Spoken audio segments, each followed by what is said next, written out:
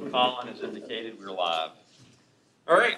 Good morning. Well, good afternoon now. It's 5 minutes afternoon. Welcome everybody to the June 2020 LNAA Airport Authority meeting. I'm going to kick us off with the Pledge of Allegiance.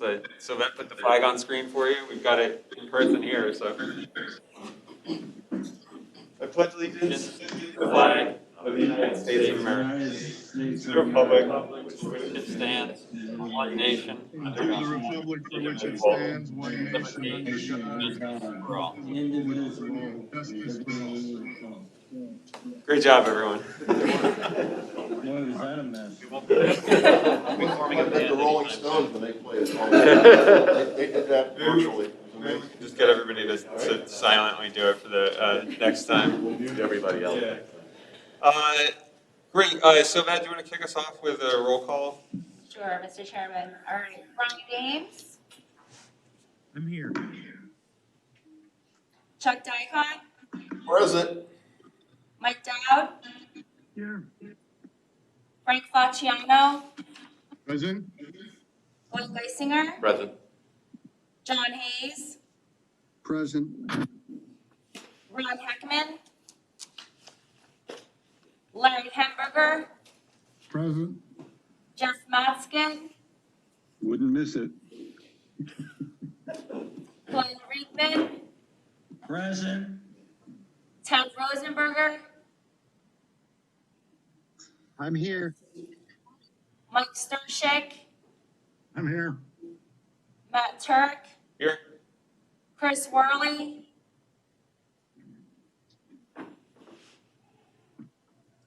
I saw him up there. I thought I did. I saw Too, I thought. Tara You're on Zirinsky. the line. Can you hear me? Oh, hi, Chris. Thank you.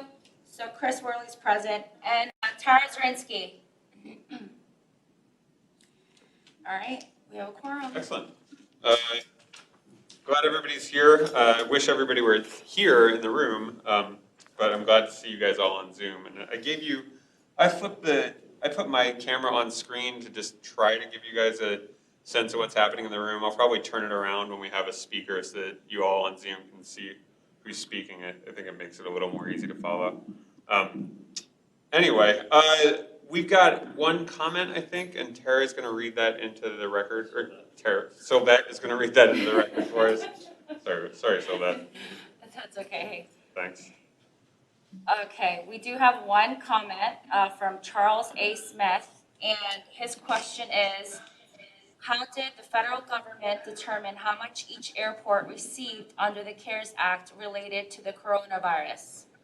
I looked around the state and was able to see that the amount received by LVIA was much lower than other PA airports. Erie, Williamsport, Wilkes-Barre, and Scranton received almost $20 million each.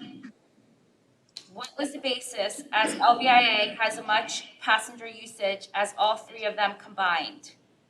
I look forward to your response as I tune into a monthly Board of Governors meeting faithfully each month. Thank you, Charles A. Smith.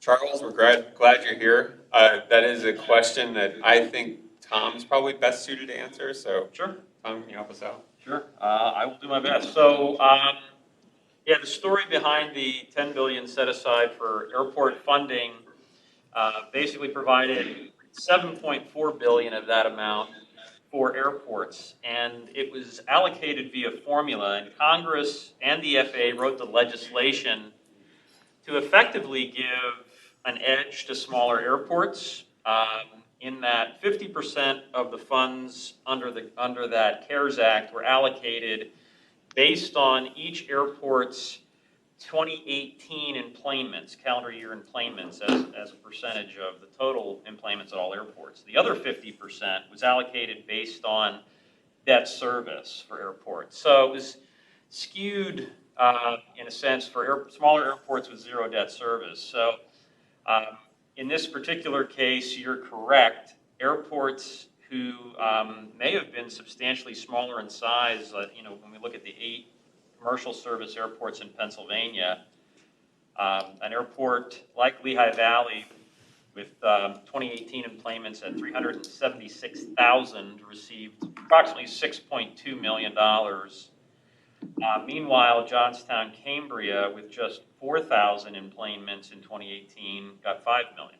So airports like Williamsport, Erie, both received about $18 million, and obviously smaller facilities than ABE. So it really had to do with how the formula was allocated.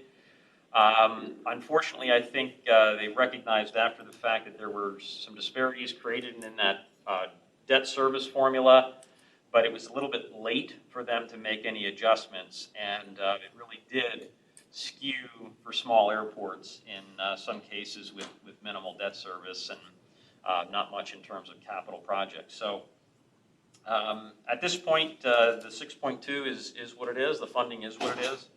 And, we're certainly happy to have that. Like most airports, we received a few months, that covers a few months of operating cash. So that's what most airports receive, but some other small airports receive more. Yeah, and it was just what we needed at the time. And I think when you look around the country, there were some stories about airports that received significantly more disproportionate funding, but Yes. that might have been where the question comes from. But thanks, Charles, for checking in with us every month. We're glad to have you, and hope that answers your question, and appreciate the comment. Thank you. Is there any other public comments on that? That's all. All right. We'll move on from there then. I would ask for a motion to approve the minutes of May 26, 2020. They should be in your Novus packet. I'll make a motion. Thank you, Tara. Second? So moved. Second. Lots of people. Great. Please, all in favor of approving the minutes of May 26, 2020, please say aye. Aye. Aye. Any opposed? All right, the minutes are approved. Thank you. Got some reports here from our committee meetings on Thursday. Again, I encourage you, if you're really interested in getting into the nuts and bolts of what we're doing during those meetings, please attend. This round was particularly informative. We'll get started right now with the treasurer's report from John. Okay, thank you, Mr. Chair. Todd's going to take care of it with me being remote today. I've asked him to take care of the report. So Todd, could you do so, please? Sure, no problem. We've pretty much done these year-to-date summaries. We're going to go a little bit more in depth in the executive summary. But this is just kind of giving you where we are year-to-date. Year-to-date, you can see what's really happened on our revenues. For the month of May, we went into May, we actually went into a negative net income for the year. Just based on what's going on, we've done a really good job of managing our expenses, but obviously we cannot catch up with the revenue at this point. I mean, that's where we are. You can go to the next chart that really kind of gets in there. I mean, I look at the top one, number 1, and you look at number 12. So they kind of wipe each other out. We've done a great job of managing the personnel costs, but doesn't even cover the parking revenue that we've lost over the last couple of months. So we're doing everything we can, but we went into the negative, kind of to be expected in May. We're 2.5 months into the pandemic, so we got this actually reflects half the year pandemic, half the year not pandemic, and you can kind of see the results of us actually going into the negative. So this kind of reflects our year-to-date variances, and for the bottom you'll see a lot of that's just reflected in the revenue. So we're going more in depth in executive summary, but this kind of gives you a high-level projection of where we are at this point. Any questions? No questions? Thank you, Todd. With that, I would ask for a motion to accept the May 2020 Treasurer's Report. So moved. Thank you. Second. Whoever that was. Thanks. All in favor of accepting the May 2020 Treasurer's Report, please say aye. Aye. Aye. Aye. Any opposed? Okay, report is accepted. Thank you. Mike, do you want to walk us through the business committee items? We really only have one item to report, and that is the award of the short-term parking lot rehabilitation. And I'd ask Ryan to update us on that. Sure. Yeah, thanks, Mike. Good afternoon, everybody. So we went through committees, this project listed here. We're looking for award of a bid for the short-term lot rehabilitation project really what it entails is repaving of our short-term parking lot, putting in new lighting, conduits for vehicle chargers, as well as some improvements to the parking booth and the parking access revenue control equipment, so the gates in and out and credit card readers and so forth. We received 2 bids for the project, June 18th. Lowest bid was Barker & Barker for $1.3 million. They were about 22% less than the engineer's estimate. A couple factors involved there, as well as we're thinking with the economy, with where it is, and contractors looking for work.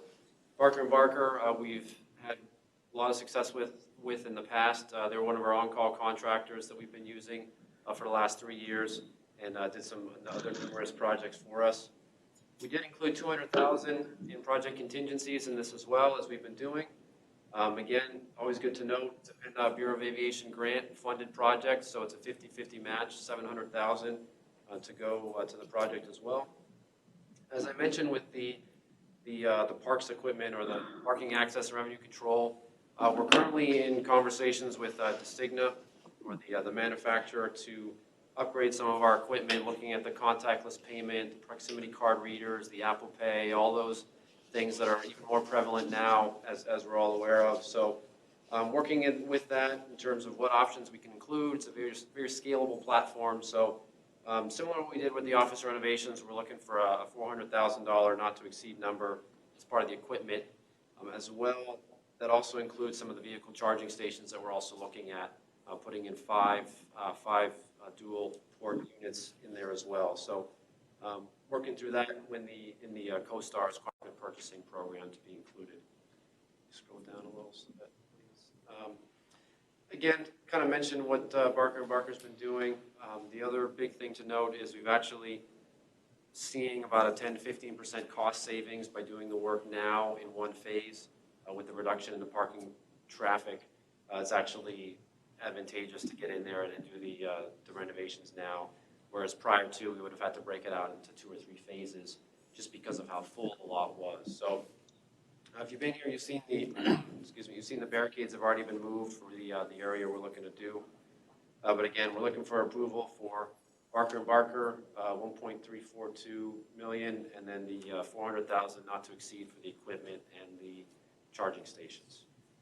So any questions? Questions for Ryan? Barker & Barker is somebody that we've worked with in the past, correct? Correct. Yep. Yes. Very good timely performance, good quality work. That we're excited that they submitted this project. Ryan, how many total spaces are we looking at? I think you said how many total spaces? About 215. So we're basically doubling the short-term lot in a sense. I think one of the questions that we had asked at the committee meeting was whether these charging stations would be, if there's any state or federal allocation for that. Is there like grants or refunds and so on? Right. So that's a good point. So we have, as part of the ACE grant that we submitted for the terminal connector, the vehicle chargers are included in that application. So we actually increased the quantity in order to be eligible based on what was submitted. So the money that you're requesting includes any eligible grants or any of eligible solar or charging station reimbursements from federal or? As part of the ACE, as part of the terminal connector, yeah, it includes some of those options. So. And is that guaranteed that you'll get that, or could that again change if you don't get it? It wouldn't change this. It would just help us. It'll just offset some of that 400,000. Okay. So I guess what I'm just asking is this project dependent on getting those grants, or will you have the money to do it regardless of whether you get them? Right. That's just icing on the cake. Yeah, Right. That is icing. So if we get the grant, that would be icing. Right. Yeah, aren't we all, right? That's a good point. And I think actually on that point, I believe next month, because of the delay with COVID, we should find out about that ACE grant. Mm-hmm. Then we'll know hopefully mid next month. I think they have said so. Ryan, does PPL do anything in these? I don't believe they do. We actually were talking to the company yesterday. There's still a program as part of that Volkswagen Dieselgate issue. So there's there's some money there that we're looking at working with the manufacturers on that. I have a daughter-in-law that's a executive with Exelon Energy. They own Pico, for example, and they're nuclear. But in Maryland, they have a program right now where they've got 50 stations built and funded as a pilot. They're going to build 500, and they're monitoring the data that comes out of those. They're dual charging stations to see what patterns consumers use for charging their automobiles, blah, blah, blah. But I don't know if there's anything like that, any other power companies are that are progressive like that. Yeah, we've already talked to two, but it's very similar. It's like a third-party application software that looks at trends, manages the rates. The folks that use it pay with their app or at least register, and you set the rates as you go. So looking at that as part of it, again, we talked even the other day about the compatibility with the plugs and ports and everything else. So making sure it's all encompassing as best we can, just as a good amenity for folks to come in. Okay, we have a recommendation from the business committee to award the bid for short-term parking lot rehabilitation. Can I get a motion to make that award? So moved. Terry's got the motion. Mike, you'll take the second. Thank you. And all in favor, please say aye. Aye. Aye. The cacophony wins. Any opposed? Thanks, Ryan. Great. So we will award the bid for. Can I just ask one question? Yes, please. Ryan, the time frame on this, completion time from start to finish? Yes. Yeah, good question, Brian. So we're looking to start end of July, beginning of August, and then it's a 60-day construction window. So before the end of the year, we're looking to complete it. Thanks, Ryan. Very good, thanks. Mike, any other items? I have a quick question for Ryan while he's talking. Do you know anything about that construction along Airport Road and how long that's going to go on? That's creating major traffic jams there in spite of COVID. Right. Yeah, so that's actually a PennDOT project that we're coordinating with them on, obviously being right on our front door, but that actually just kicked off beginning of May, and it's going to be going until the beginning part of 2022, so about 2-year construction. We're constantly dealing with the contractor and coordinating access and closures and so forth. So more to come on that as we go, but yeah, we're getting involved with that as well. Thanks, Ryan. Mike, any other items from the business committee? No, we're done, Matt. That's it. I'd only add, we did get an update from our air service consultant. Again, another advertisement for attending these committee meetings. It was an excellent presentation. It wasn't the worst news in the world about the future of air service nationally and internationally. And I mentioned to Tom afterward, the presentation from the air service consultant was really dire, just globally. And I got the impression locally that it wasn't as bad as he had presented it. So I think we're doing well. I think that the airport's in a unique position to thrive in whatever the new world offers. So, but a good presentation nonetheless. And what we will do with those business committee meetings now is we'll try to do a quarterly rotation of updates. So I think Tom in July we're set to get a marketing update. And then we'll try to get an in-depth GA update in our August meeting and then kind of cycle through. So just as a preview of what's ahead there. Thanks, Mike. Hey, thanks, Matt. Okay, final item of reports from committees is our executive committee meeting. One item here that Aaron is going to do a quick walkthrough on. Not surprisingly, executive committee meeting, so we've got a Rockefeller amendment ahead of us. Yeah, this is the 17th Amendment of the Third Amendment to the Rockefeller Agreement. Basically, just pretty simply adding 1.15 acres to the lot that they're purchasing from us. The strip of right-of-way along Weaversville Road. Piece of property we would have actually required them to buy at some point anyhow because they can't leave us with an unusable parcel. So increases the total lot size to just over 152 acres and purchase price of $5,027,000 and change. So happy to answer questions. Any questions? Got it. Darren, what's the increment over the previous? It's 1.15 acres and $38,000. $38,000, sorry. Thank you. Okay. So I have a motion to accept the approval for the third amendment from Rockefeller. Thanks, Chuck. Second? Second. Thanks, Frank. All in favor of approving the third amendment to Rockefeller Lot 6 agreement, please say aye. Aye. Aye. Any opposed? All right, hopefully the final amendment to Rockefeller. I'm not going to comment. Thank you. And that's all we have from the executive committee.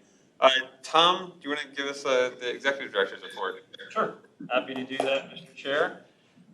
For air service for the month of May, we did release the statistics. ABE was down 82.84% over May of 2019. Year to date, our traffic is down about 45%, passenger traffic down 45%. At this point, though, ATI was up 64% in May cargo. So we continue to see very strong growth in our air cargo, about 35% growth there year to date at ABE. As of this week, our current passenger activity is averaging about 72% below anticipated levels or 2019 levels. And then just taking a look at sort of what we've been looking at since our last meeting. On June 2nd, we issued GA Today, issue number 3, was sent out to our public and to tenants, posted on our website, social media, so that's out. On July 4th, we're actually on the holiday itself, we're going to be providing Kona Ice to employees, airport workers, stakeholders, business partners here at ABE, so that'll be a nice treat, hopefully on 4th of July. On the 14th of July, we are hosting a Miller Keystone blood drive. Their bloodmobile will be outside the second level of the main terminal. When I looked just before the meeting, there are still 6 appointments available. That's running from noon to 5 p.m. So if anyone is interested, you can go on to Miller Keystone, or you can check them out from our website, and you can sign up for any of those remaining appointments. And then, let's see. So Sylvette, you have, I think, a PowerPoint there for me. Tom, before you jump on, so the air cargo activity is up 35% year to date for all carriers. Mm-hmm. And that's, what's our metric? We're measuring landings? Year over year. So we're talking about pounds. Pounds of cargo. And then just wanted to take a minute to talk a little bit about, back on June 11th, we held a press conference to talk about our Fly Safe with ABE program, really our restart into travel again as we continue to move over the past 30 days from red to yellow to green. And one of the things we will talk about a little bit more is Abe the pilot, who's now our newest crew member, and we'll get into some discussion on that at our business committee next month. But wanted to just make sure that the board was aware of some of the items we've implemented. Of course, any business you go to at this point, you're wearing a mask, you see the plexiglass shields, you have the social distancing, but what else are we doing? And the program really starts with a couple of technologies. Biospeda is a liquid that we apply. It's a cleaning and disinfecting agent, and it's a long-lasting product. So it lasts about 2 weeks. It provides long-lasting antimicrobial surface protection. So we're using that product on luggage carts, wheelchairs, a lot of those heavy use items. And as we can continue to clean and disinfect, we get a long-lasting treatment there. Another item we've deployed is nanoseptic films. It's a skin or a transparent film that goes over touch points like our elevator buttons, things like our door handles. Again, another antimicrobial product that's really going to help us maintain these surfaces in between cleanings. We also just received our electrostatic sprayer, so those are really important because, again, it's a really efficient way to coat a lot of objects, surfaces, and really use very minimal EPA listed and registered disinfectant to do it. So it's an efficient way, it's a very effective way to do it. The other item we're working on is an expanded checkpoint queue. If you've been downstairs, you see we've already created an overflow queue. Anticipating that that could overflow, so we overflow the overflow, we have an expanded queue that will take place on the second level. So we're working on some signage, some stanchions, some other areas on the second level to continue to be able to grow with social distance security queues. And last, certainly not least, NATA has a Safety First Clean program for FBOs, and all three of our FBOs are through this process. It basically provides standards for cleaning, disinfecting, and operations. So it basically provides some safeguards for all personnel, workers, and the public using our facilities, whether it's at Braden, Queen City, or ABE. So going through that process as well, again, just ensuring we're doing everything we can to maintain safety and healthy, certainly, facilities at all of our airports. So just wanted to provide a little bit of information. We'll talk a little bit more about this. There's a lot of information online on our website about the Fly Safe with ABE program. But as part of the director's report, I wanted to just highlight a couple of these elements, Mr. Chair, and certainly if there's questions on that. But that would conclude my portion of the public report. Tara? I have a question about who is getting the temperature checks? Everybody who comes in, and if they are, why are the temperature checks located such a distance from the point of entry in the building? It seems like if you would have COVID, that now you have gone all this way through. Sure. Yeah, at this point, only LNAA visitors receive those. And so the public flying passengers are not required to receive temperature checks. The requirement for temperature checks is still something that's being debated in Congress, and whether the TSA will be implementing something along those lines. Transport Canada has implemented that process, and their security screening folks are providing temperature screenings as well. Still something that's not been decided here in the U.S. So something you're not seeing yet. What you are seeing is carriers like Delta, United, I think I expect America shortly, are beginning to ask, as part of the check-in process, a lot of health screening questions before you're able to actually complete a check-in.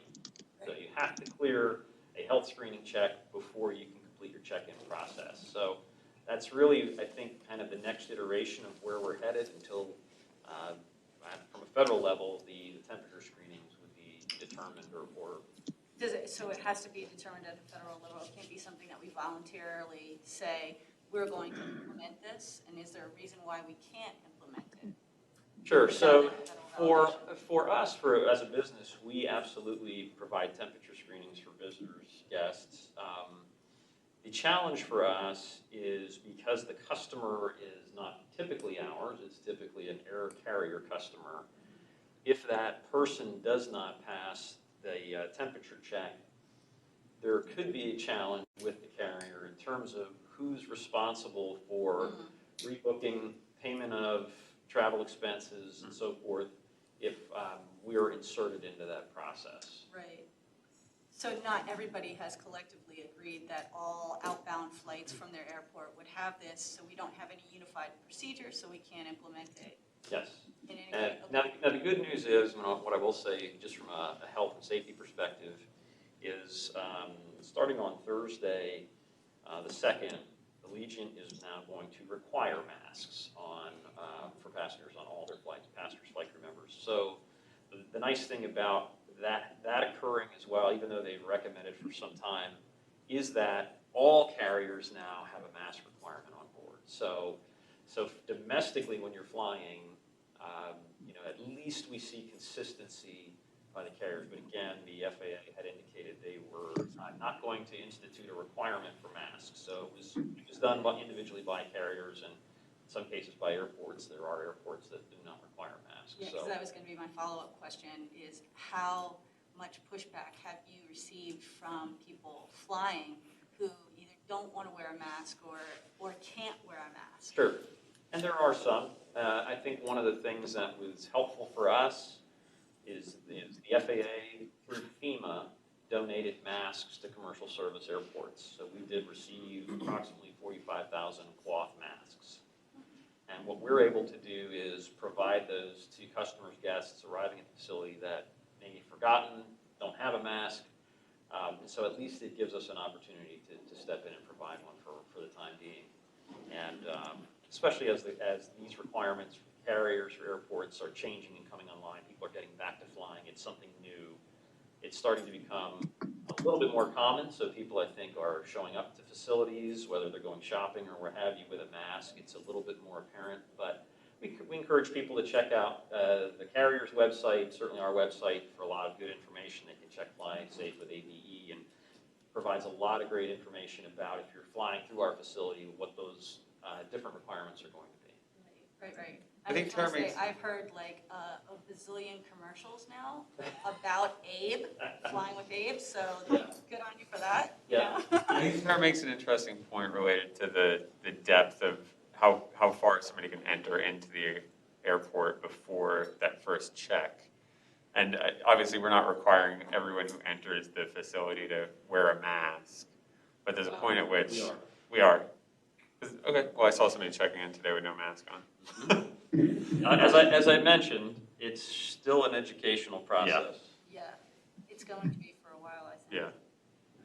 But again, I have also seen, a million Abe commercials, so well done there. He's a busy guy. Yeah, I assume it's a he. I guess we'll talk about that in our marketing meeting, committee next week, or next month. Any other questions for Tom on the executive director's report? This is Tom. Tom, do you have are the carriers making any projections of what kind of timetable do they add additional service back in, or is it just day by day? Yeah, so we will discuss some more of that in exec session.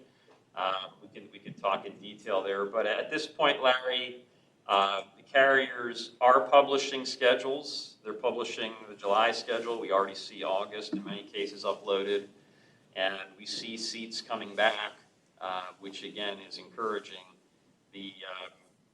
Every carrier is doing something a little bit different, and so it's not really a one size fits all. Thanks, Larry. We've got one from Glenn in here. Okay, no, just the NATA standards that you're following at the FBO, have they proven valuable to you? Are they cumbersome in any way? Or are they? No, actually, I think it's a lot of the things, to be honest, and Darren, I mean, certainly you can interject here as well, but it's a lot of the things that we've already implemented at our facilities, a lot of the plexiglass, the mask, the hand washing, sanitizing, social distancing, I mean. No, that's exactly it. It's a self-certification, and we got pretty quickly that most everything on the we're already doing. Well, the only reason I asked, I sit on that business committee. Right. So if we were discussing it, there were some things that went around and I just wanted to see how, so it's working now.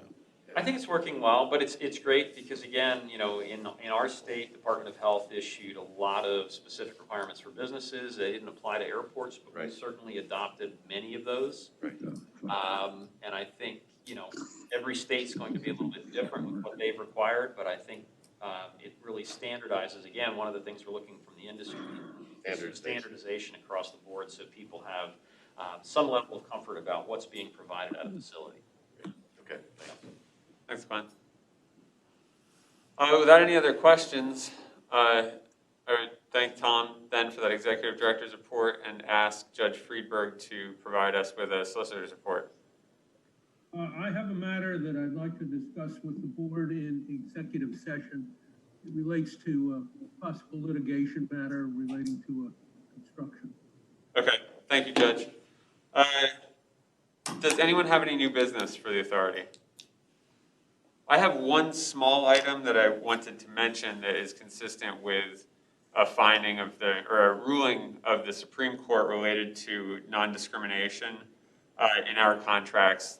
The Board of Governors of the Lehigh Northampton Airport Authority, sometime last year, I believe, approved a change to our contract language to prohibit us from discriminating along certain lines, which has now been codified, as I understand it, by the Supreme Court. Although Judge Friedberg did inform us, and Judge, maybe you can color in a little here, that we would need to adopt some more specific language to protect the certain classes that we had sought to protect in our previous action.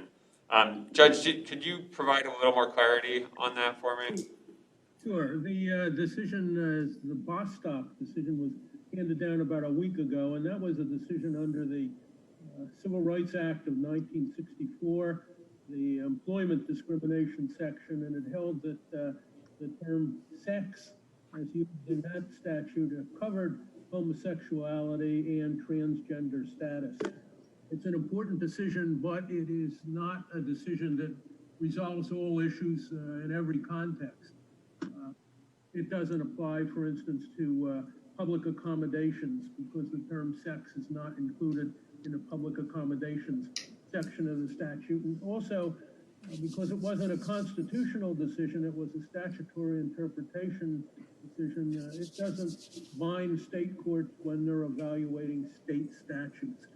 That's probably a little more information that anybody needs today, but the point is that Bostock does not resolve all things for all time. So what we have at the Airport Authority, of course, is a resolution that was passed actually back in 2017 that said in any contract that the Airport Authority enters into, there must be a non-discrimination clause used in those contracts. What I have done is send a reminder to all department heads here at the airport about that resolution that requires that kind of language, and I've drafted a specific template for use when staff prepares contracts, including leases. So the point is that the Bostock decision is helpful in terms of defining what the law is, but it doesn't replace the need for the language that the board previously required in our contracts, and I've issued a reminder to staff about that. And I have instructed Tom to prepare a plan for implementation for his staff so that we can ensure compliance with the authority's resolution on this matter from 2017, which I assume is happening soon. Yeah, absolutely. Yeah, we spoke to the judge. He did draft the language. We are already working that language into agreements. So that's in process as we move forward. Very good. That's the only item that I had. I do believe we have some matters to discuss during executive session. Judge, can you describe the purpose of entering into an executive session for us, please? My request for the executive session relates to a pending possible litigation matter involving construction and matter for the consideration to that. I don't know whether the executive director has matters to go into. Tom, are you going to present an executive session? I am, Judge. Informational update. Yeah, that's permitted under the Supreme Court statute that says that you can provide information at the board in an executive session so long as there's no discussion or deliberation or action on that information. It's truly to inform the board any action taken based on what the executive director provides would have to be in it. Thank you, Judge. I'd take a motion to move into executive session, please. So moved. Thank you, thank you. As soon as Colin gives us a high sign, we will move into executive session. Thank you. And Colin's giving me the sign, so we're back on. Thank you very much. Judge, could you please summarize the executive session for the record? Yes, we discussed a litigation related matter which was appropriate for executive session. We also discussed a real estate matter which was appropriate for the executive session, and the executive director provided an information-only report as to the current status, operational status of the airport. What the fuck is going on today? Thank you, Judge. Following that discussion in executive session, I will move that a proposed agreement with Grace Industries for construction of Hangar 11 be approved, and that our executive director, Tom Stout, be authorized to sign on behalf of the Lehigh Northampton Airport Authority. Can I get a second? So moved. Thank you, Jeff. Seconded. Got a second from Glenn. All in favor of accepting the motion as presented, please say aye. Aye. Aye. Any opposed? All right, the motion carries. Thank you. Without any additional items, I would ask for a motion to adjourn our June 2020 board meeting. So moved. Tara? So moved. All right, and second, we are adjourned. Thank you all, and we'll see you hopefully for committee meetings in July. All right, see ya. Bye. Good job. Thanks, everyone. Thank you.